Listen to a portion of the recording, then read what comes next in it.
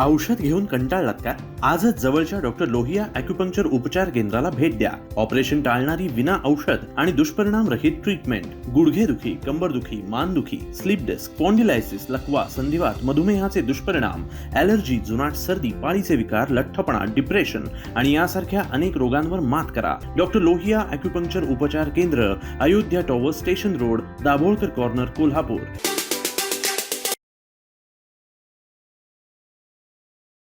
युवा बांधकाम व्यावसायिक सुशांत दळवी यांच्या खून प्रकरणी पोलिसांनी अटक केलेला आरोपी अमर कदम याला आज न्यायालयामध्ये हजर करण्यात आलं. कणकवलीचं न्यायालय आज रजेवरती होतं, त्याच्यामुळे अमर याला ओरोस येथील न्यायालयामध्ये हजर करण्यात आलं. तिथल्या न्यायमूर्ती स्वाती पाटील यांनी अमर याला 7 दिवसाची पोलीस कोठडी दिली आहे. सरकारी पक्षाच्या वतीने अर्थातच पोलिसांच्या वतीने ॲडव्होकेट सौ SY गोबाडे यांनी कामकाज पाहिलं आहे. याच्यामध्ये अमर याने सुशांत याच्यावरती गोळी झाडताना जी बंदूक वापरली आहे, ही बंदूक सिंगल बॅरेल काडतुसाची बंदूक आहे. ही बंदूक देखील कणकवली पोलिसांनी सध्या जप्त केलेली आहे.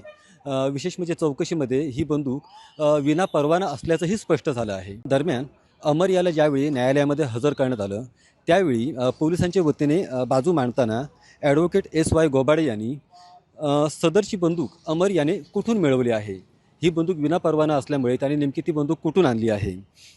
दुसरी गोष्ट, अमर याने भले आता पोलिसी तपासामध्ये असं दिसतं आहे की अमर याने अनानवधाने सुशांत यांच्यावरती गोळी झाडली होती. मात्र हे कारण जर खोटं असेल आणि अमर याने जर जाणीवपूर्वक गोळी झाडली असेल, तर त्याने ती कुणाच्या सांगण्यावरून झाडली आहे. अर्थातच या घटनेमध्ये आणखी किती संशयित आहेत. तर ह्या सगळ्याचा तपास करण्यासाठी ॲडव्होकेट ज्या गोबाडे आहेत यांनी पोलिसांच्या वतीने अमर याला पोलीस कोठडी मिळावी अशी मागणी केली.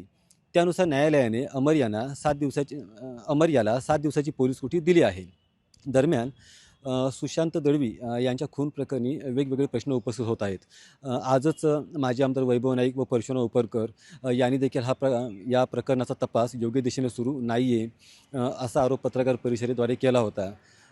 साहजिकच सुशांत यांचे अन्य मित्रपरिवार आहेत, ते देखील खाजगीमध्ये सांगत आहेत की या प्रकरणाचा व्यवस्थित तपास व्हावा.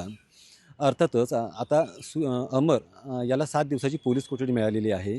त्यामुळे या 7 दिवसामध्ये आणखी एकदा सखोल आणि कसून तपास करणार असल्याची माहिती कणकवलीचे पोलीस निरीक्षक तेजस नलवडे यांनी दिली आहे. कॅमेरामन साहिल बागवेसह स्वप्नील बरवडेकर, कोकण सात लाईव्ह, कणकवली.